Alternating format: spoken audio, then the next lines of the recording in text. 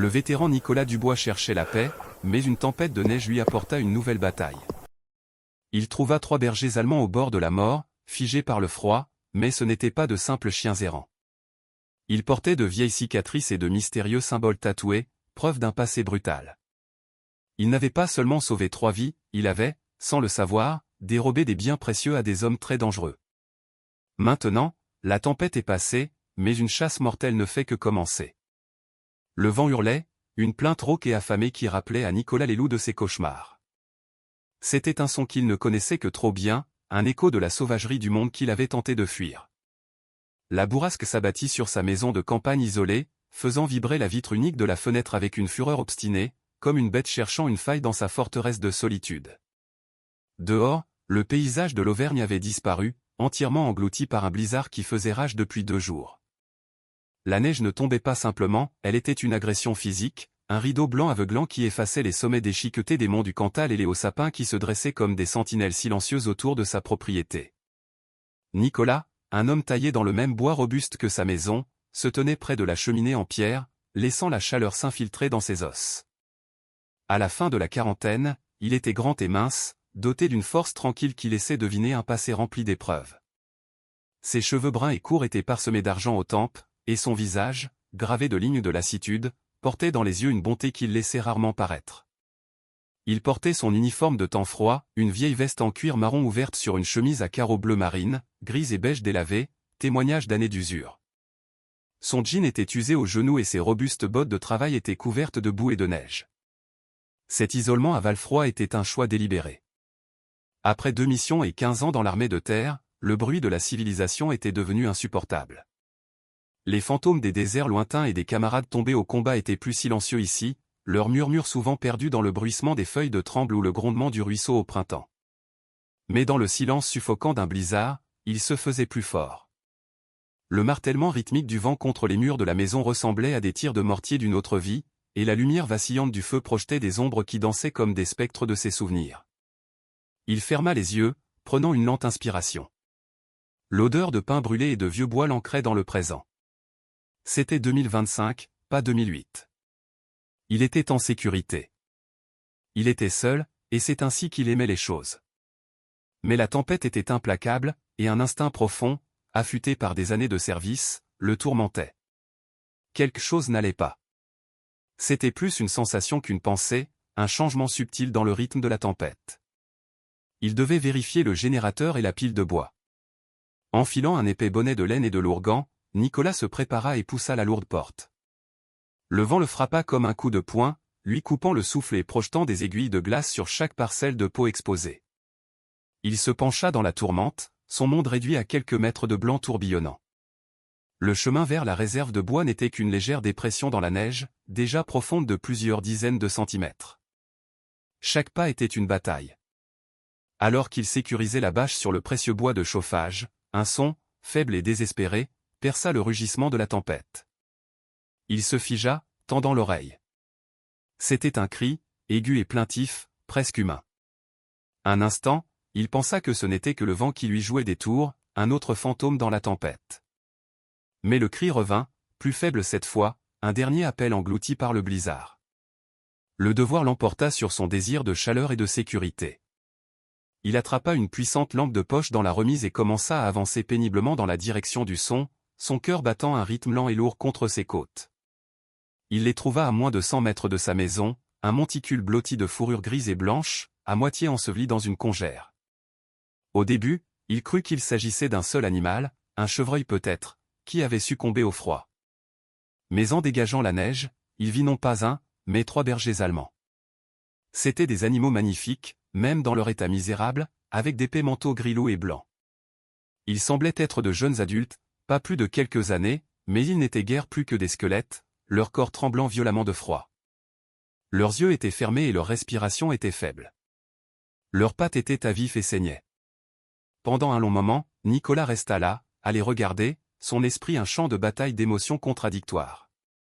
Sa solitude était sacrée, les faire entrer la briserait. Ils étaient une complication, une responsabilité qu'il ne voulait pas. Mais en regardant leurs formes immobiles, la glace accrochée à leur museau, il vit autre chose. Il vit la loyauté, le courage et un appel silencieux à l'aide. C'étaient des soldats, abandonnés sur un champ de bataille de glace et de neige. Et il ne pouvait pas les abandonner. Avec un grognement, il rassembla le premier chien, le plus grand des trois, dans ses bras. L'animal était étonnamment léger, son corps flasque. Il le ramena à la maison, le vent le déchirant, et le déposa doucement sur le tapis usé devant la cheminée. Il répéta ce trajet épuisant 2 fois de plus, ses muscles hurlant de protestation, jusqu'à ce que les 3 chiens soient alignés devant l'âtre. Il travailla rapidement, son ancien entraînement reprenant le dessus. Il sécha leur fourrure avec des serviettes rêches, ses mouvements doux mais efficaces. Il vérifia les gelures, ses doigts sondant leurs pattes et leurs oreilles. Alors que la chaleur du feu commençait à pénétrer leur corps gelé, ils s'agitèrent, un faible gémissement s'échappant de l'un d'eux. Il leur apporta des bols d'eau tiède, et ils burent faiblement, leur langue lapant le précieux liquide. C'est alors qu'il nettoyait délicatement une touffe de fourrure emmêlée sur le cou du plus grand chien, qu'il le vit. Sous la fourrure, gravé sur la peau, se trouvait un petit tatouage précis, un bouclier avec les lettres C7 à l'intérieur. Son sang se glaça. Il vérifia les autres. Le deuxième chien avait la même marque. La troisième, une femelle légèrement plus petite que les autres, l'avait aussi, ainsi qu'une longue cicatrice argentée qui courait le long de son flanc, une ligne parfaitement droite qui ne pouvait avoir été faite que par une lame. Il passa la main sur leur corps et sentit les faibles crêtes d'autres blessures guéries, de vieilles cicatrices de combat cachées sous leurs épais manteaux. Ce n'étaient pas des chiens errants. Les tatouages, les cicatrices, la manière disciplinée dont ils enduraient son contact, même dans leur état affaibli, tout indiquait une conclusion indéniable, ils avaient été entraînés professionnellement. C'étaient des soldats, tout comme lui. Et tout comme lui, ils avaient été jetés, laissés pour morts lorsque leur utilité avait pris fin. La tempête dehors faisait rage, mais à l'intérieur de la maison, une nouvelle tempête, plus dangereuse, commençait à peine à se former. La tempête se calma le 4e jour. La lumière du soleil, pâle et fine, perça enfin le voile gris, se déversant sur un monde refait en blanc. À l'intérieur de la maison, une paix fragile s'était installée. Les 3 bergers allemands, autrefois proches de la mort, étaient maintenant sur la voie de la guérison. La transformation était remarquable. Avec de la nourriture dans le ventre et la chaleur constante du feu, leurs manteaux retrouvèrent un peu de leur lustre, et leurs yeux, autrefois ternes d'épuisement, possédaient maintenant une intelligence vive et troublante. Nicolas leur avait donné des noms qui correspondaient à leur nature silencieuse et vigilante. Le plus grand mâle, le chef évident du trio, il l'appela Fantôme. Ses mouvements étaient fluides et économiques, et il se déplaçait avec une autorité tranquille que les autres respectaient instinctivement. Le deuxième mâle, légèrement plus mince et toujours sur les flancs de Fantôme, était Ombre. C'était l'observateur, ses yeux sombres et intelligents ne manquant rien, sa présence était si subtile qu'il semblait pouvoir se fondre dans le décor. La femelle, celle avec la longue cicatrice droite, était Écho. Elle était la plus alerte, ses oreilles pivotant constamment pour capter le moindre son, sa posture une image parfaite de préparation tendue. Dans les jours qui suivirent la tempête, Nicolas les observa, fasciné et profondément troublé. Ils ne ressemblaient à aucun chien qu'il avait jamais connu. Ils se déplaçaient ensemble avec une grâce coordonnée qui témoignait d'un entraînement incessant. Quand il les laissait sortir dans la neige profonde, ils ne bondissaient pas ou ne jouaient pas au hasard, ils se déplaçaient tactiquement, nettoyant la zone autour de la maison selon un schéma circulaire large, toujours conscients de la position des autres. Il ne répondait pas aux mots, mais à sa posture, à la légère inclinaison de sa tête, à un geste de sa main. C'était un langage silencieux qu'il connaissait bien, le langage des soldats sur le terrain. La certitude de son évaluation initiale se durcit en un fait froid, c'étaient des chiens de travail militaire. Sa vie calme et solitaire avait été irrévocablement violée. La maison, autrefois un refuge silencieux, bourdonnait maintenant de l'énergie tranquille de 3 animaux puissants. Ses provisions, censées lui durer encore un mois, diminuaient à un rythme alarmant. Les chiens mangeaient avec voracité, leur corps maigre exigeant du carburant pour guérir. Le moment était venu de rompre son exil auto-imposé et de se rendre à Valfroy.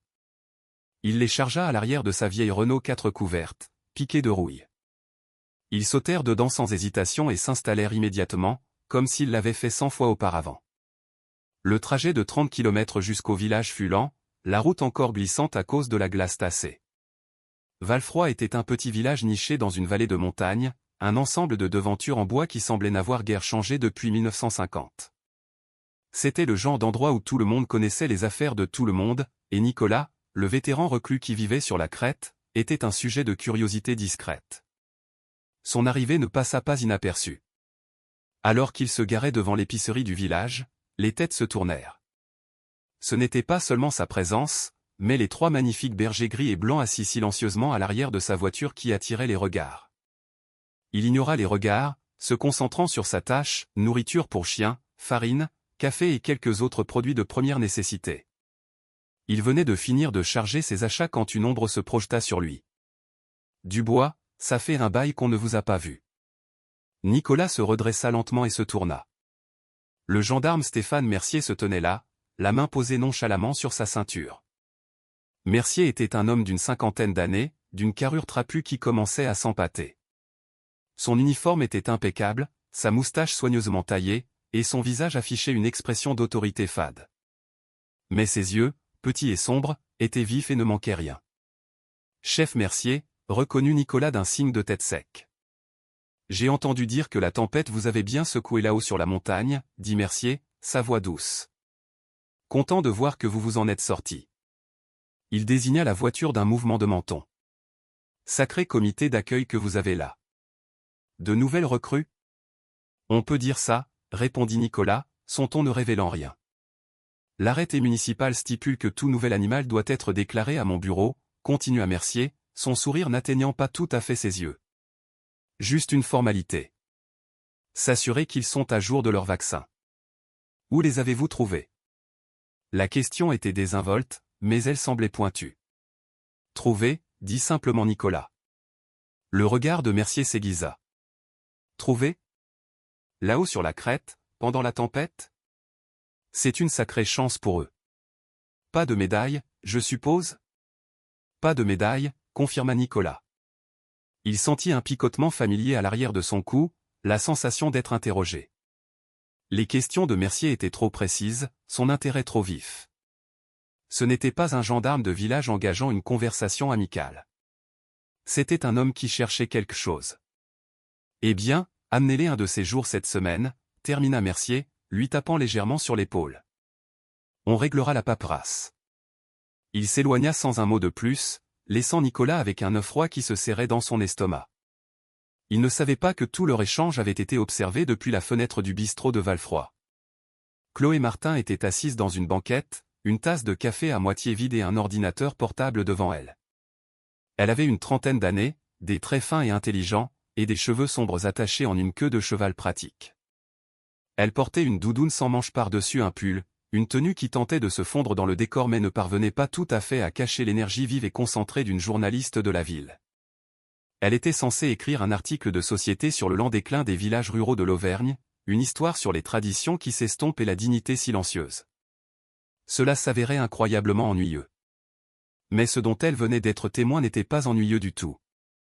Elle savait qui était Nicolas, l'ermite et héros de guerre du village, et elle connaissait le gendarme Mercier, le gardien de l'ordre apparemment placide qui dirigeait Valfroy d'une main de fer.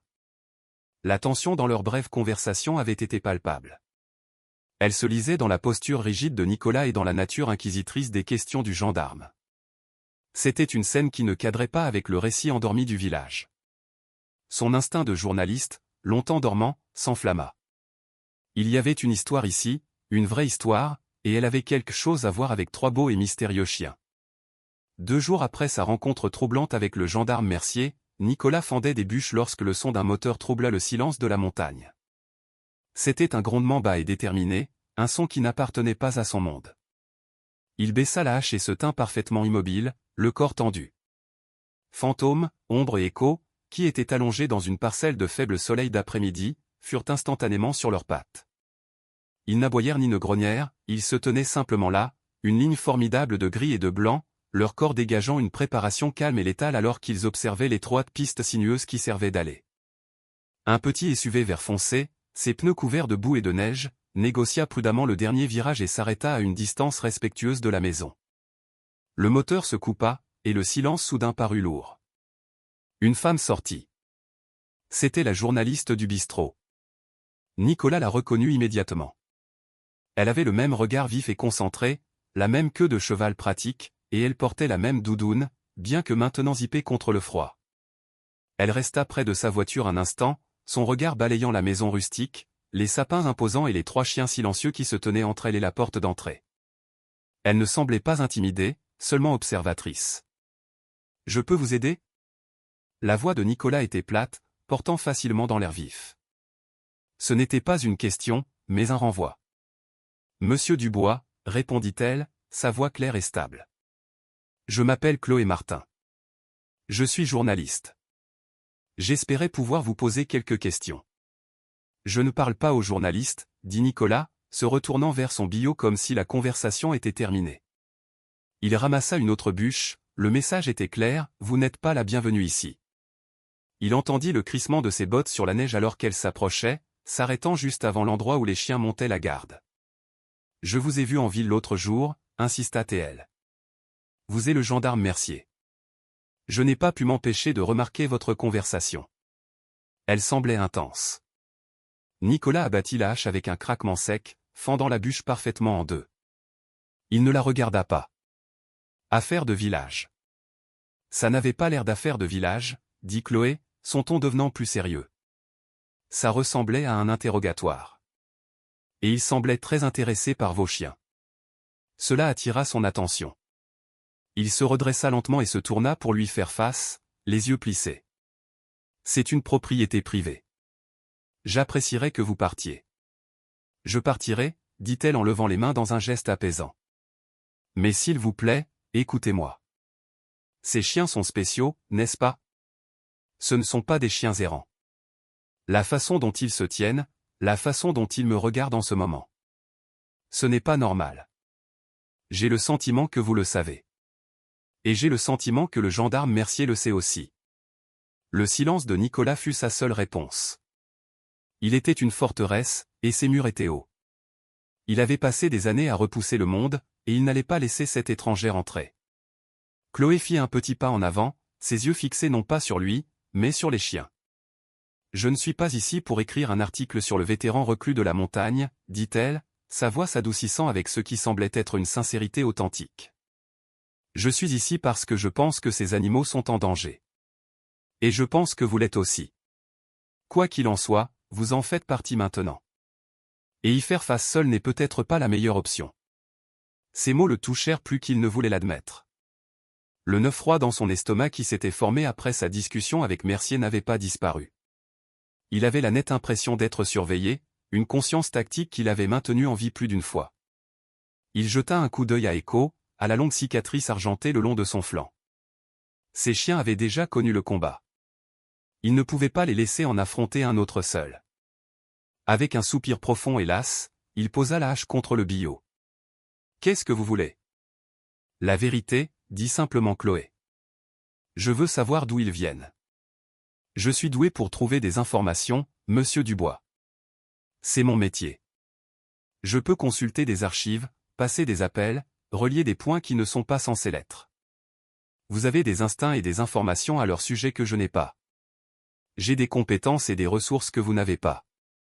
Ensemble, nous pourrions peut-être comprendre ce qui se passe avant que le gendarme Mercier ne décide de passer à la vitesse supérieure. » Nicolas regarda son visage déterminé, puis les 3 chiens qui le regardaient maintenant, leurs yeux intelligents attendant son commandement. Il avait cherché la solitude pour échapper à un monde de conflits et de violence, mais il semblait que ce monde l'avait retrouvé. Et cette fois, il ne se battait pas seulement pour lui-même. Le café est probablement brûlé, dit-il d'un ton bourru en se tournant vers la maison. Mais je vais en refaire une cafetière. C'était la chose la plus proche d'une invitation qu'il pouvait formuler. Chloé eut un petit sourire soulagé et le suivit alors qu'il ouvrait la porte. Fantôme, ombre et écho entrèrent silencieusement derrière lui, s'écartant pour la laisser passer, leurs yeux ne la quittant jamais. La forteresse avait été percée. Une alliance improbable venait de se former. L'odeur du café en préparation et le faible bourdonnement d'un ordinateur portable emplissaient la petite maison, créant une étrange domesticité qui semblait étrangère à Nicolas. 2 jours s'étaient écoulés depuis que Chloé Martin avait violé sa solitude, et une routine tendue mais fonctionnelle s'était établie. Elle travaillait à sa petite table en bois, son ordinateur portable et un modem satellite transformant un coin de son refuge en un centre d'enquête. Il vaquait à ses occupations, le bruit rythmé de sa hache et la présence silencieuse des chiens constituant une toile de fond constante à sa frappe furieuse. J'ai besoin d'une photo nette de ces tatouages, dit Chloé en levant les yeux de son écran. Celui sur l'oreille de Fantôme et celui sur l'épaule d'Ombre. Ils sont trop précis pour être aléatoires. Nicolas hocha la tête, appelant les chiens d'un sifflement bas. Fantôme, toujours stoïque, se soumit à l'examen sans protester, permettant à Chloé de plier doucement son oreille et de photographier le petit symbole complexe tatoué sur la peau intérieure. C'était un bouclier stylisé traversé par un unique éclair. Ombre était plus méfiant, mais une main rassurante de Nicolas sur son dos suffit à le maintenir stable pendant que Chloé capturait une image de la marque identique sur son épaule. Ce sont des photos en haute résolution, expliqua-t-elle en zoomant sur l'image sur l'écran de son appareil photo. Chaque détail compte. Elle transféra les photos sur son ordinateur portable, les chiffra et les joignit à un email. J'ai un ami, Lucas Moreau. Nous travaillons ensemble dans un grand journal avant qu'il ne parte pour créer sa propre société de cybersécurité. C'est un magicien dans ce domaine. Il peut analyser le design, le comparer à des bases de données d'insignes militaires et d'entreprises, des choses auxquelles je n'ai pas accès. Il va aider ? Demanda Nicolas, son scepticisme évident. Il me doit une faveur, dit Chloé avec un sourire ironique. Une grosse. Il aidera. Elle envoya l'email, et la petite maison retomba dans le silence, le poids de l'inconnu pesant lourdement dans l'air. L'attente fut angoissante. Pendant 3 jours, ils n'eurent aucune nouvelle. Nicolas devint plus agité, ses patrouilles autour de la maison devenant plus fréquentes. Les chiens sentaient son anxiété, leur vigilance s'intensifiant. Le 4e jour, la menace revint, non pas comme une enquête subtile, mais comme un acte d'intimidation flagrant. La voiture de gendarmerie de Mercier apparut au bas de l'allée de Nicolas, ses gyrophares éteints, simplement assise là comme un prédateur à l'affût. Il ne sortit pas cette fois. Au lieu de cela, une voix métallique, déformée et amplifiée, crépita à travers le haut-parleur du véhicule, brisant la paix de la montagne. Nicolas Dubois, ici le chef Mercier. Je vous adresse un avertissement formel concernant les 3 canidés non déclarés sur votre propriété. Conformément au règlement départemental 3OB, tout animal jugé potentiellement agressif ou d'origine inconnue doit être remis à la fourrière pour une quarantaine obligatoire et une évaluation comportementale. Nicolas sortit sur son Porsche, son visage un masque de fureur froide. Fantôme, Ombre et Écho le flanquaient, épaule contre épaule, un mur silencieux de défi. Ils ne grognèrent ni n'aboyèrent, leur immobilité constituant une menace bien plus grande. Il n'y a pas de règlement 3OB, Mercier. Cria Nicolas en retour, sa voix rauque. La voix métallique l'ignora. Le non-respect de cette injonction dans les 24 heures entraînera la saisie des animaux et une amende. Considérez ceci comme votre unique avertissement, Dubois. Sur ce, le moteur de la voiture rugit, et le véhicule effectua un lent et délibéré demi-tour avant de s'éloigner, laissant une traînée de gaz d'échappement et de menaces dans son sillage. Il ne se contente pas de faire pression, il essaie de vous provoquer, dit Chloé, debout dans l'embrasure de la porte derrière lui, son visage pâle. Il veut que vous fassiez quelque chose d'imprudent pour avoir une raison d'agir. Il va obtenir ce qu'il veut s'il continue comme ça, dit Nicolas, les dents serrées. Ce soir-là, alors que la dernière lumière s'estompait, l'ordinateur portable de Chloé sonna. Un email était arrivé. L'objet contenait un seul mot, trouvé. Elle l'ouvrit rapidement, Nicolas penché par-dessus son épaule. Les chiens, sentant le changement de tension, se rassemblèrent à leurs pieds. L'email de Lucas Moreau était bref. Pas militaire. Pas officiellement.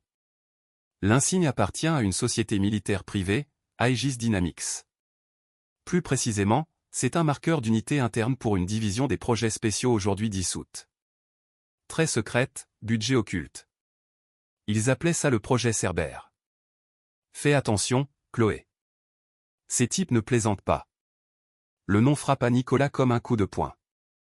Aegis Dynamics. Il les connaissait.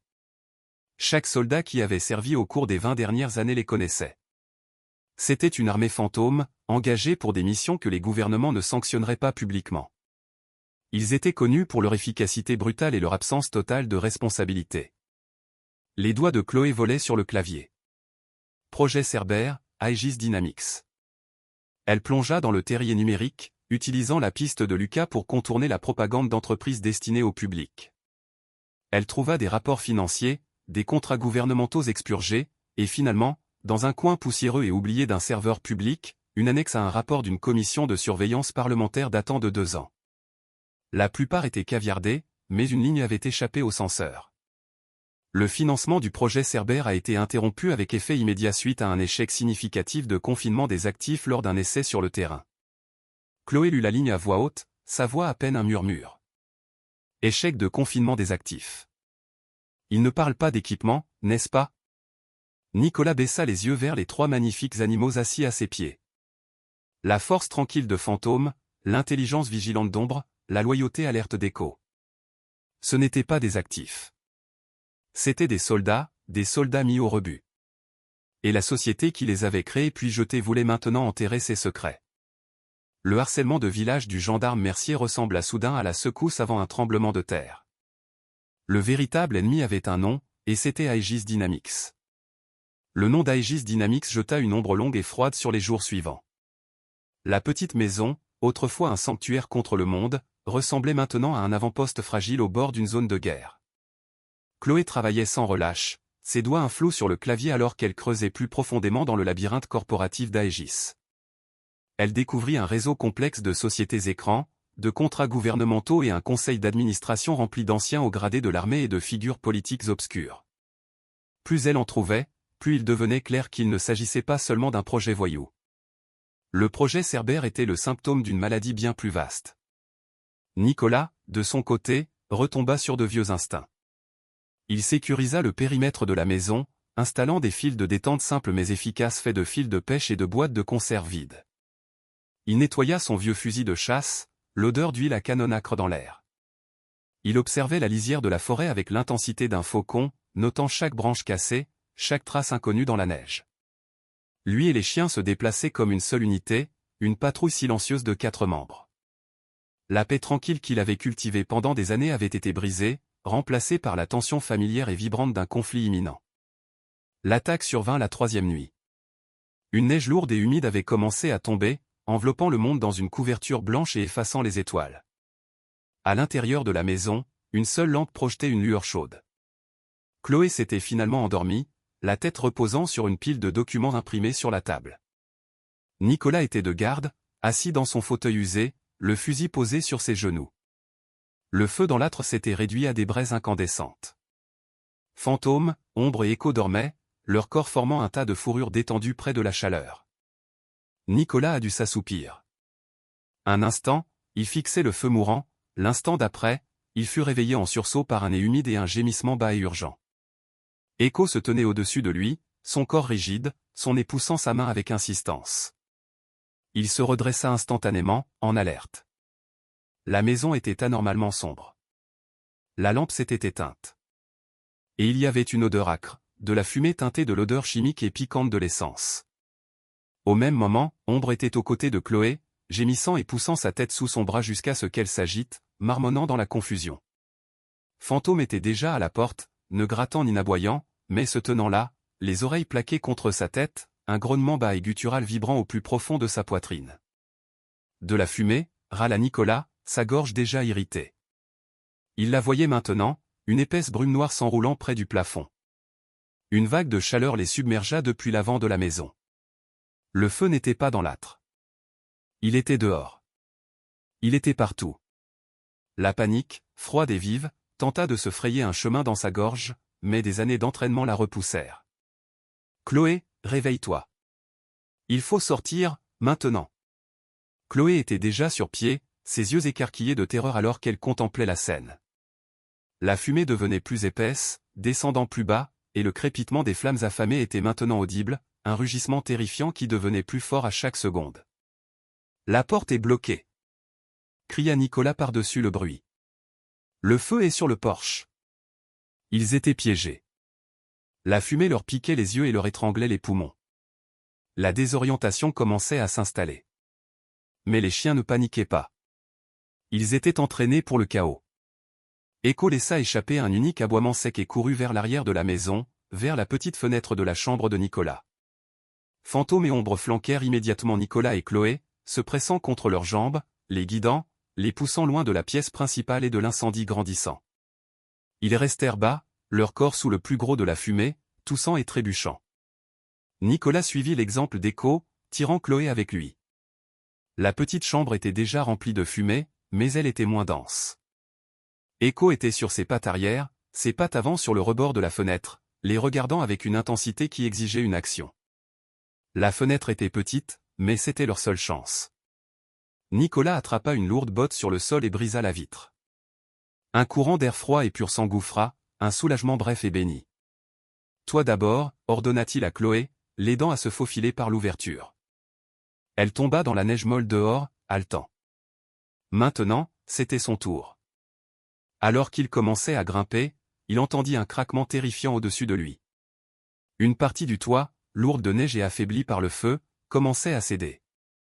Ombre et fantôme, voyant le danger, se jetèrent tous les deux sur lui, le poussant avec leurs têtes et leurs épaules, le forçant à passer par la fenêtre juste au moment où une pluie de débris enflammés s'abattit là où il se tenait. Il atterrit lourdement à côté de Chloé. Ils s'éloignèrent en rampant de la maison, se retournant juste à temps pour voir le toit s'effondrer vers l'intérieur, envoyant un volcan d'étincelles et de braises dans le ciel nocturne. La structure entière était une colonne de feu rugissante, un bûcher funéraire pour sa vie tranquille. Ils restèrent là, dans la neige qui tombait, un homme, une femme et 3 chiens, illuminés par la lueur orange destructrice. La maison de Nicolas, son sanctuaire, l'endroit où il avait essayé de reconstruire sa vie, avait disparu. Tout ce qui lui restait, c'étaient les vêtements qu'il portait, une journaliste qu'il connaissait à peine, et les 3 soldats silencieux qui venaient de lui sauver la vie. Il baissa les yeux vers eux.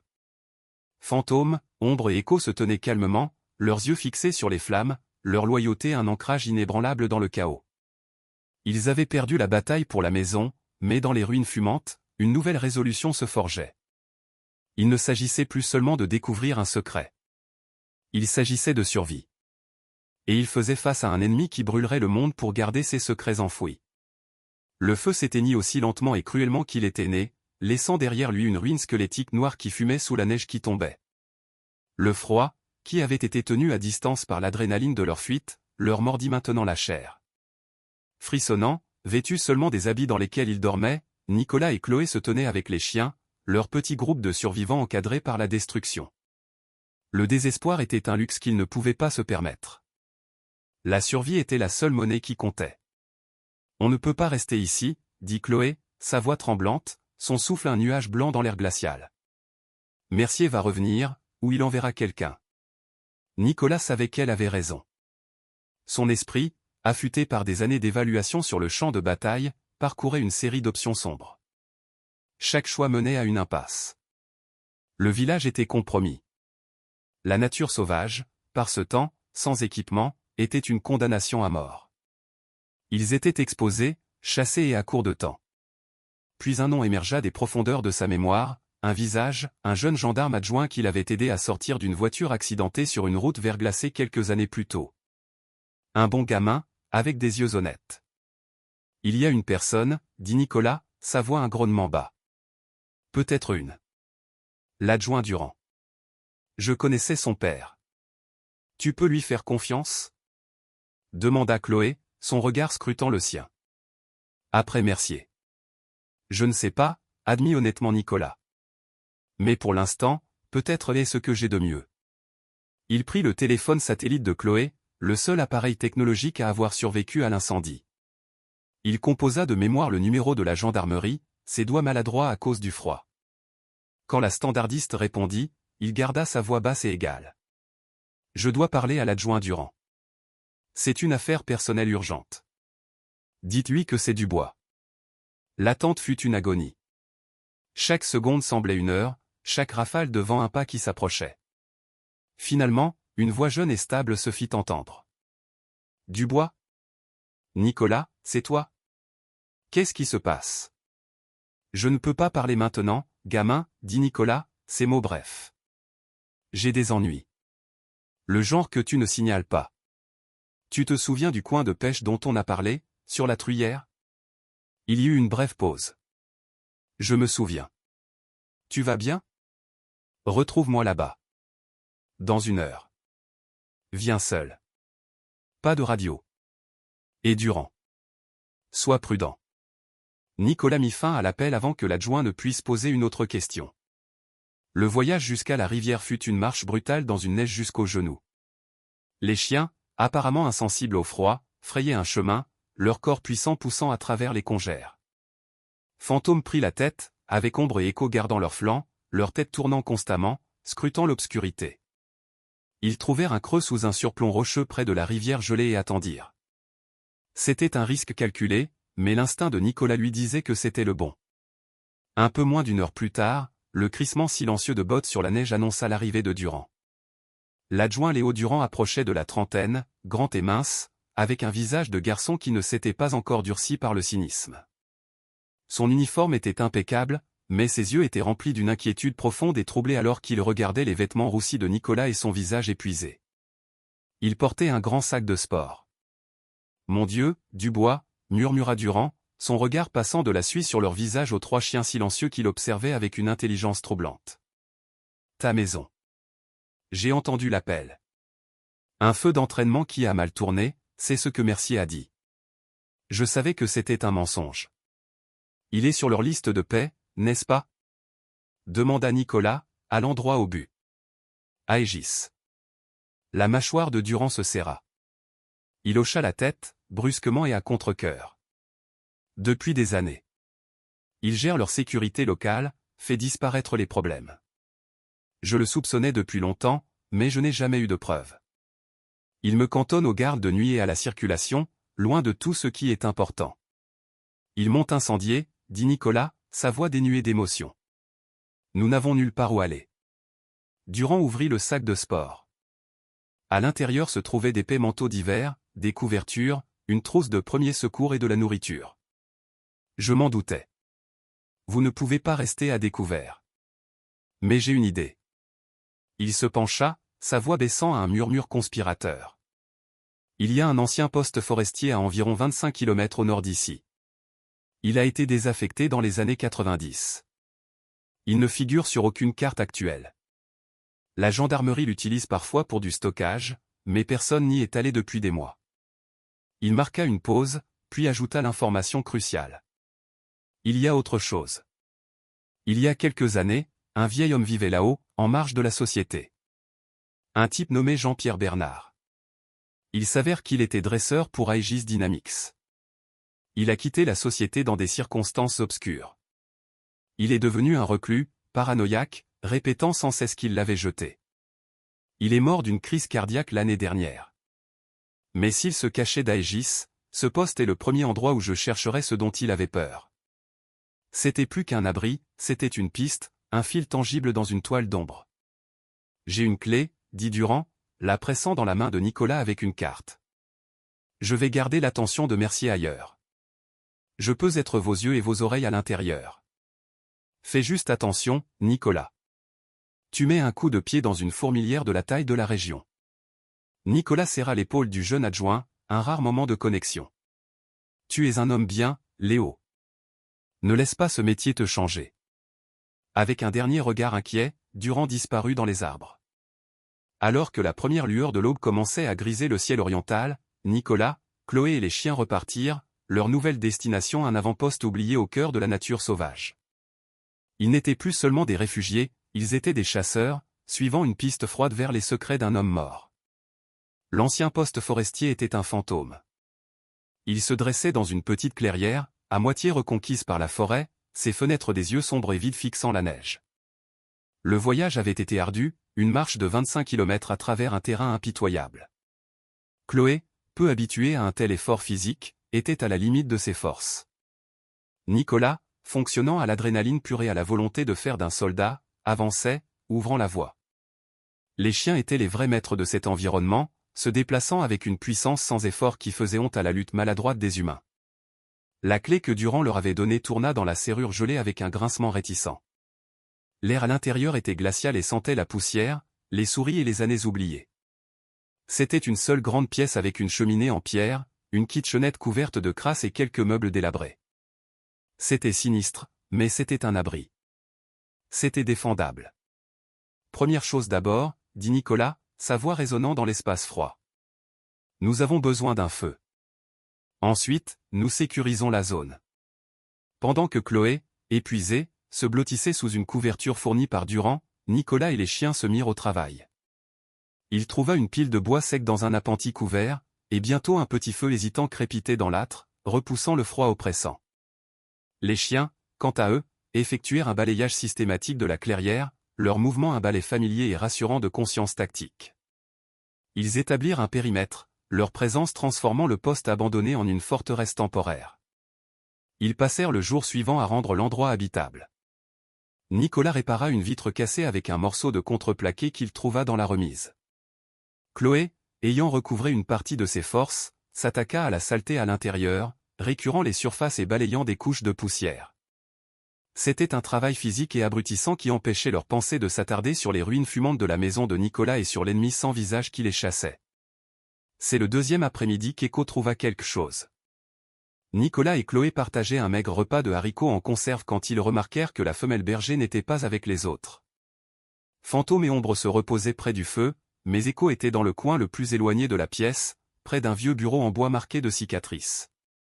Elle agissait étrangement, gémissant doucement, son nez pressé contre le plancher. Elle commença à gratter le bois, non pas frénétiquement, mais avec une intensité concentrée et délibérée. « Qu'est-ce qu'il y a, ma belle ?» demanda Nicolas en s'approchant d'elle. Echo leva les yeux vers lui, gémit à nouveau, puis poussa une lame de plancher spécifique avec son nez. Elle ne semblait pas différente des autres, mais son insistance était indéniable. Elle avait trouvé une odeur, quelque chose que le nez humain ne pourrait jamais détecter, une trace persistante de quelque chose de caché. Elle a trouvé quelque chose, dit Chloé en les rejoignant. Son odorat doit être incroyable. Nicolas s'agenouilla, passant ses doigts le long des bords de la planche qu'Echo avait indiquée. Il ne trouva ni jointure, ni poignée. Il sortit son outil multifonction et utilisa l'accessoire de levier pour travailler sur le bord. Le vieux bois gémit en protestation, puis, avec un dernier craquement, une section de la planche se souleva. En dessous, ce n'était pas de la terre, mais un espace creux et sombre, un compartiment secret. Plongeant la main à l'intérieur, les doigts de Nicolas effleurèrent la surface froide et lisse du métal. Il le sortit. C'était une cantine de style militaire, petite et cabossée, mais hermétiquement fermée. Un silence électrique partagé emplit la pièce. Ils portèrent la boîte près de la lumière du feu. Elle n'était pas verrouillée. Avec des mains tremblantes, Nicolas souleva les loquets et ouvrit le couvercle. Le contenu était une capsule temporelle de la peur et de la culpabilité d'un homme. Sur le dessus se trouvait un épais dossier relié en cuir. En dessous, niché dans une mousse jaunissante, se trouvait un disque dur externe renforcé. Chloé attrapa le dossier en premier. L'étiquette sur le devant était manuscrite en lettres capitales nettes, projet Cerbère, usage interne uniquement. Elle l'ouvrit, et toute l'horrible vérité du programme secret d'Aegis Dynamics se déversa. Les pages étaient remplies de journaux d'entraînement, de profils psychologiques des chiens et de rapports de performance. Les méthodes décrites étaient brutales et systématiques, conçues pour dépouiller tout instinct canin et le remplacer par une obéissance militarisée et inébranlable. Ils eurent le rôle du gendarme Mercier, répertorié comme « agent de liaison locale pour la gestion et le confinement des actifs ». Il était leur nettoyeur, celui qui gérait les problèmes discrètement. Puis, vers le bas de la pile, Chloé trouva un mince dossier marqué d'une languette rouge. Le titre était « Rapport d'incident de transport d'actifs ». Elle le lut à voix haute, sa voix tremblante. La nuit de la tempête d'hiver, un véhicule de transport contenant 3 actifs Cerbère, désignés G1, S2 et E3, était en route vers une installation d'élimination désignée pour démantèlement. Elle regarda Nicolas, les yeux écarquillés. Démantèlement. Ils allaient les tuer. Elle continua. Le véhicule a rencontré des conditions météorologiques extrêmes sur un col de montagne et a quitté la route. La cage de transport a été compromise, permettant aux actifs de s'échapper avant que le personnel de récupération ne puisse arriver. Les actifs sont considérés comme perdus dans la nature. Tout était là. La raison, la coïncidence impossible qui avait conduit 3 soldats hautement entraînés à sa porte, à moitié morts dans la neige. Ils n'avaient pas seulement été abandonnés, ils étaient les survivants de leur propre exécution. Jean-Pierre Bernard, dit Nicolas, le nom de l'ancien dresseur s'emboîtant enfin. Il a caché ça. Il savait qu'il viendrait le chercher. Chloé regarda les documents, puis la clé que Durand leur avait donnée, puis la carte qui les avait menés ici. Léo, murmura-t-elle. Il ne nous a pas seulement donné un endroit où nous cacher. Il soupçonnait que c'était ici. Il connaissait l'histoire de Bernard. Il nous a menés droit dessus. Ce n'était pas un acte de gentillesse aléatoire. C'était un mouvement calculé. Un jeune adjoint piégé dans une gendarmerie corrompue les avait utilisés pour découvrir les preuves qu'il ne pourrait jamais obtenir par lui-même. Il avait pointé une arme qu'il ne pouvait pas tirer lui-même et leur avait fait confiance pour appuyer sur la détente.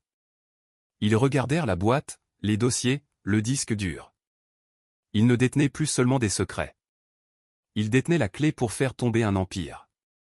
La découverte des dossiers Cerbère transforma le poste forestier froid et poussiéreux en centre névralgique d'une guerre. Le disque dur était la bombe, mais les documents papier étaient la mèche. Ils avaient le quoi, le qui et le pourquoi. Maintenant, ils devaient allumer la mèche. Le disque dur est crypté, dit Chloé, le front plissé de concentration alors qu'elle examinait l'appareil renforcé. De qualité militaire. Mais les fichiers que Jean-Pierre Bernard a laissés. Il semble qu'il ait inclus un fichier texte avec le mot de passe. Il voulait que cela soit trouvé. Elle regarda son ordinateur portable, l'icône de sa batterie clignotant d'un rouge fataliste. Tout cela n'a aucune importance si je n'ai pas de courant. L'esprit de Nicolas travaillait déjà. Ma voiture. La batterie est encore bonne. J'ai un onduleur qui se branche sur l'allume-cigare. C'est de la basse technologie, mais ça marchera. Sous le couvert d'une nuit sans lune, ils se rendirent là où Nicolas avait dissimulé la vieille Renault 4 dans un fourré de pin. Pendant que les chiens établissaient un périmètre de surveillance silencieux, Nicolas brancha soigneusement l'onduleur. Une petite lumière verte clignota. À l'intérieur de l'habitacle de la voiture, blottis l'un contre l'autre pour se réchauffer, Chloé brancha son ordinateur portable. L'écran s'anima, une lueur d'espoir dans l'obscurité oppressante. Il y a une personne en qui je peux avoir confiance, dit-elle, ses doigts volant sur les touches. Mon ancien rédacteur en chef aux Chroniques de Paris. Il s'appelle Patrick Lefebvre. Il est de la vieille école, il valorise la vérité plus que l'accès. Si je peux le convaincre, il déplacera des montagnes pour cette histoire. Elle lança un appel vidéo sécurisé. Un instant plus tard, le visage d'un homme apparut à l'écran. Patrick Lefebvre approchait de la soixantaine, avec des yeux fatigués et intelligents, une frange de cheveux gris et l'expression perpétuellement sceptique d'un homme qui avait tout vu. « Martin, dit-il, sa voix un grave rocailleux. Il est 2 heures du matin. J'espère que c'est l'histoire du siècle. Ça l'est, Patrick, dit Chloé, sa voix ferme et urgente. Elle ne perdit pas de temps. Elle exposa les faits, brandissant les photos des tatouages, lui montrant la couverture du dossier Cerbère. Elle lui parla de Nicolas, des chiens, de l'incendie, du gendarme Mercier. Elle partagea son écran et lui montra le fichier de mots de passe que Bernard avait laissé. Patrick écouta sans interruption, son expression passant lentement d'un scepticisme lasse à une intensité concentrée. Il avait bâti sa carrière à débusquer les mensonges et il reconnaissait l'odeur de la vérité quand il la rencontrait. « C'est de la dynamite, Chloé, dit-il quand elle eut terminé. Mais c'est dangereux. Aegis Dynamics a des avocats qui dévorent les journalistes au petit déjeuner. Tout doit être blindé. Ça l'est, insista TL. Le disque dur le prouvera. Je suis en train de le décrypter. Il contient des vidéos, des mémos internes, des registres financiers reliant Mercier à leur liste de paix. Tout. Envoie tout sur mon serveur sécurisé, ordonna Patrick, toute trace de somnolence disparue. Je vais mettre notre équipe juridique dessus immédiatement. Je leur dirai de travailler toute la nuit. Toi, écris l'article. Écris-le comme si ta vie en dépendait. Parce que c'est peut-être le cas. L'appel prit fin. Pendant les heures qui suivirent, l'habitacle de la voiture devint une salle de rédaction. Chloé écrivit avec une férocité qu'elle n'avait pas ressentie depuis des années, alimentée par le café d'un thermos et la gravité pure de leur découverte. Elle tissa un récit de cupidité d'entreprise, d'abus de pouvoir gouvernemental et de la souffrance silencieuse des animaux pris au milieu. Nicolas était assis sur le siège passager, son fusil sur les genoux, ses yeux scrutant les bois sombres. Fantôme, ombre et écho étaient couchés dans la neige dehors, la tête haute, les oreilles pivotantes, un système de sécurité vivant. À l'aube, c'était terminé. Un exposé de 10 000 mots, avec des documents scannés, des photos et des liens vers les fichiers vidéo décryptés. Elle appuya sur « Envoyer ». L'article, intitulé « Les fantômes du projet Cerbère », fut mis en ligne sur le site web de la Chronique de Paris à midi ce jour-là. Patrick avait mis tout le poids du journal derrière lui, le plaçant en première page. L'impact fut immédiat et explosif. Ce ne fut pas juste une vague, ce fut un tsunami numérique. L'article fut partagé des centaines de milliers de fois dans la première heure. Le hashtag Projet Cerbère devint une tendance nationale. Les extraits vidéo que Chloé avait téléchargés, montrant les méthodes d'entraînement brutales, devinrent viraux, déclenchant une tempête d'indignation publique. Les organisations de défense des droits des animaux, les associations d'anciens combattants et les défenseurs des libertés civiles publièrent tous des déclarations furieuses. En milieu d'après-midi, toutes les grandes chaînes d'information ouvraient leurs journaux avec l'histoire. Le préfet de la région, qui avait précédemment accepté d'importants dons de campagne du PDG d'Aegis Dynamics, fut acculé par une foule de journalistes. Il balbutia une promesse d'enquête complète, rapide et transparente. Aegis Dynamics fut pris complètement au dépourvu. Leur première réponse fut un communiqué de presse rédigé à la hâte qui sentait la panique. Ils nièrent catégoriquement toutes les allégations, les qualifiant de campagne de diffamation sans fondement orchestrée par un ancien employé mécontent et qualifiant les preuves de fabriquées. Mais la digue avait cédé. Les preuves étaient trop accablantes, la colère du public trop viscérale. De retour dans le poste forestier froid et silencieux, Chloé actualisait la page sur son téléphone, qui captait maintenant un faible signal. Ils regardaient l'histoire qu'ils avaient déclenchée déchirer le monde. Ils ne se cachaient plus. Ils étaient au centre de la tempête. La tempête qu'ils avaient déchaînée en ligne fut suivie d'un silence étrange et tendu. Pendant une journée entière, Nicolas, Chloé et les chiens restèrent au poste forestier, une île temporaire au milieu d'un ouragan. Ils ne pouvaient qu'observer de loin. Le téléphone de Chloé vibrait sans cesse d'appels et de SMS de médias du monde entier, qu'elle ignorait tous. Leur prochain mouvement devait être précis. L'appel vint de Léo durant le deuxième jour. Ils essaient de prendre les devants, dit-il, sa voix basse et précipitée. Mercier vient d'annoncer une réunion publique d'urgence ce soir à la salle des fêtes. Lui et des avocats d'Aegis vont répondre aux allégations sans fondement et rassurer le public. C'est une mascarade, Nicolas. Ils vont essayer de te peindre comme un ancien combattant fou et instable, et Chloé comme une journaliste en quête de gloire. Laisse-les faire, dit calmement Nicolas, une résolution froide dans sa voix. Nous y serons. Bien, répondit Durand. C'est ce que j'espérais que tu dises. Le monde a les yeux rivés sur Valfroy en ce moment. C'est votre scène. J'ai aussi passé un appel à un ami de mon père. Je ne peux rien promettre, mais si les choses tournent mal, nous ne serons peut-être pas seuls. Ce soir-là, la salle des fêtes de Valfroy, un simple bâtiment en bois qui accueillait habituellement des repas de village et des lotos, était le centre de l'univers. Elle était bondée, un mélange tendu d'habitants de longue date aux visages inquiets, d'amoureux des animaux indignés venus des départements voisins, et d'un essaim de médias nationaux, leurs caméras et microphones créant une forêt de technologie. Sur la scène, le gendarme Mercier se tenait à un pupitre, mal à l'aise dans son uniforme de cérémonie. À ses côtés, deux hommes en costume impeccablement taillés qui criaient « Avocat cher ». Ils étaient le visage d'Aegis Dynamics, calme, condescendant, et suintant une confiance d'entreprise totalement en décalage avec la colère qui couvait dans la salle. Je sais qu'il y a beaucoup d'inquiétudes, commença Mercier, sa voix amplifiée par le microphone mais sonnant toujours faible. Ces accusations folles, publiées sans aucune vérification des faits, ont nui à notre village. Un des avocats s'avança. Il s'appelait Olivier Fournier et il avait le sourire poli et prédateur d'un requin. Permettez-moi d'être clair, dit Fournier doucement. Les allégations portées contre Aegis Dynamics ne sont pas seulement fausses, elles sont diffamatoires. M. Dubois est un homme avec un historique d'instabilité connu, et Madame Martin est une journaliste en disgrâce cherchant un retour en grâce. Il n'y a pas de projet Cerbère. Il n'y a pas d'animaux maltraités. C'est une fabrication complète. Un murmure de dissension parcourut la foule. Fournier l'ignora. Le chef Mercier a servi cette communauté avec honneur pendant 20 ans. Suggérer qu'il est impliqué dans une grande conspiration est absurde.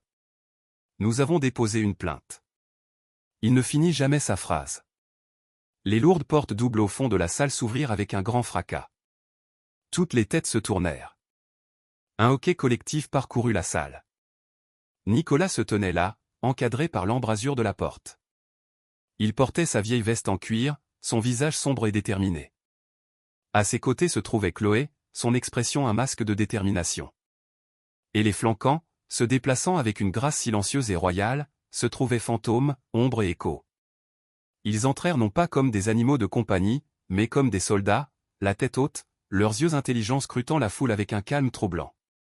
L'adjoint Durand entra derrière eux, la main posée sur son arme de service, son visage une déclaration claire de l'endroit où se trouvaient ses loyautés. La salle tomba dans un silence stupéfait et absolu. Le seul son était le bruit doux des pattes des chiens sur le plancher en bois alors qu'ils descendaient l'allée centrale. La foule s'écarta pour eux comme pour des rois. Nicolas n'alla pas sur scène. Il s'arrêta au milieu de l'allée, se tournant pour faire face à la communauté. Il n'avait pas besoin de microphone. Quand il parla, sa voix n'était pas forte, mais elle portait avec une autorité de commandant jusqu'à chaque coin de la pièce. « Je m'appelle Nicolas Dubois », commença-t-il. « J'ai servi ce pays pendant 22 ans. Je suis venu ici chercher la paix. J'ai trouvé ces chiens à moitié morts dans la neige. Je ne savais pas d'où ils venaient, seulement qu'ils étaient blessés et avaient besoin d'aide. » Il leur raconta tout. Il parla des tatouages, des menaces de Mercier, de l'incendie qui avait détruit sa maison et failli lui coûter la vie. Ces mots étaient simples, directs et dévastateurement honnêtes. Fournier, l'avocat, voyant son récit s'effondrer, tenta d'interrompre. « C'est un cirque. Gendarmes, faites votre devoir. » Mais Nicolas n'avait pas fini. Il désigna les 3 chiens qui étaient maintenant assis parfaitement immobiles à ses pieds, leur regard fixé sur lui. Aegis Dynamics vous dit qu'il n'y a pas d'animaux maltraités. Il qualifie mon histoire de fabrication. Il regarda autour de lui, croisant le regard de ses voisins. Regardez-les. Regardez les cicatrices sur leur corps. Regardez les numéros tatoués dans leurs oreilles. Ce ne sont pas juste des chiens. Ce sont des vétérans, tout comme moi. Ils ont servi une cause pour laquelle ils ont été entraînés. Et quand ils n'ont plus été utiles, ils ont été marqués pour la mort et jetés comme des déchets. Une femme au premier rang se mit à pleurer. La colère dans la salle s'était transformée en une émotion brute et partagée. Mercier, le visage violet de rage et de panique, craqua finalement. « Ça suffit. » beugla-t-il. « Vous êtes en état d'arrestation pour incitation à l'émeute. » Durand, arrêtez cet homme. L'adjoint Durand ne bougea pas. Il regarda simplement son patron et secoua légèrement la tête. « Non, mon chef. Je ne crois pas, non. Vous êtes viré. » hurla Mercier, sa main se dirigeant instinctivement vers son arme. « Je vais le faire moi-même. » Mais avant qu'il ne puisse faire un seul pas, les portes principales s'ouvrirent à nouveau en grand. Cette fois, c'était une douzaine de silhouettes en coupe-vent sombre avec des lettres jaunes audacieuses dans le dos, Gendarmerie nationale, section des recherches. Ils entrèrent dans la pièce avec une efficacité silencieuse et disciplinée. À leur tête se trouvait une femme grande et au visage sévère qui brandit un insigne. « Chef de gendarmerie Mercier », annonça l'agente, sa voix tranchant dans le pandémonium. « Vous êtes en état d'arrestation. »« Vous aussi, maître Fournier, et vous, maître Davis », dit-elle en désignant l'autre avocat. « Par ordre du procureur de la République, vous êtes inculpé de complot, de cruauté envers les animaux, de tentative de meurtre et d'une foule d'autres crimes. » Alors que les agents avançaient, passant les menottes à un Mercier abasourdi et aux avocats soudainement pâles, la salle des fêtes explosa. Le flash des caméras était aveuglant. Dans l'œil du cyclone se tenaient Nicolas, Chloé et Léo. Nicolas se pencha et posa sa main sur la tête de Fantôme. Le grand berger se blottit contre son contact, une reconnaissance silencieuse. La bataille était terminée. La justice, portée sur le dos de 3 loyaux survivants, était enfin arrivée à Valfroy. Les arrestations à la salle des fêtes n'étaient pas la fin de l'histoire. Elles étaient le début d'un grand déballage. Dans les semaines qui suivirent, l'affaire contre Aegis Dynamics et le gendarme Mercier devint une obsession nationale. Le procès fut rapide et accablant. Le contenu du disque dur de Jean-Pierre Bernard, combiné aux témoignages d'autres anciens dresseurs qui se manifestèrent après l'article de Chloé, peignit un tableau de cruauté et de corruption systémique qui horrifia le pays. Les dirigeants, les avocats et Mercier furent tous reconnus coupables et condamnés à de longues peines de prison. La société elle-même fut démantelée, ses actifs saisis, son nom à jamais synonyme de déshonneur.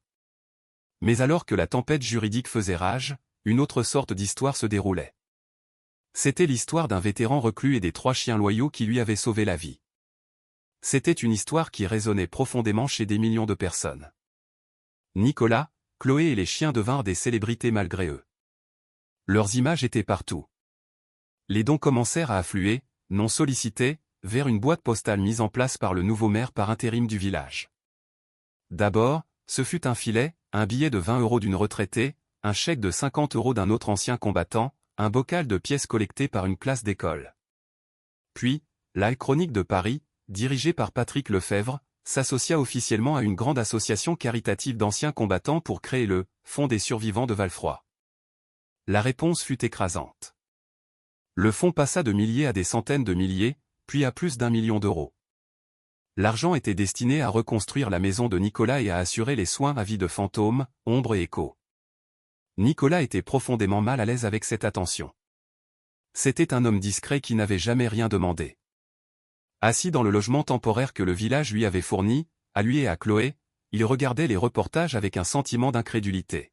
« Je ne peux pas prendre cet argent, Chloé, dit-il un soir, en désignant une impression du total stupéfiant du fonds.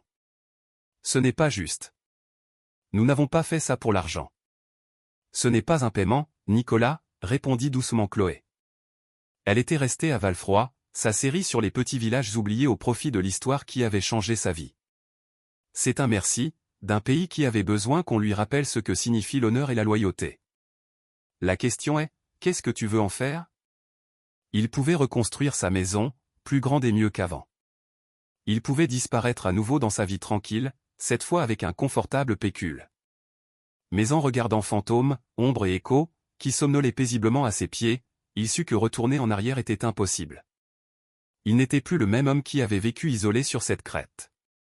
Il l'avait sauvé, non seulement d'un incendie, mais des fantômes de son passé. Il leur devait quelque chose, à eux et à tous les autres comme eux. Il y en a d'autres, dit-il, sa voix calme mais ferme.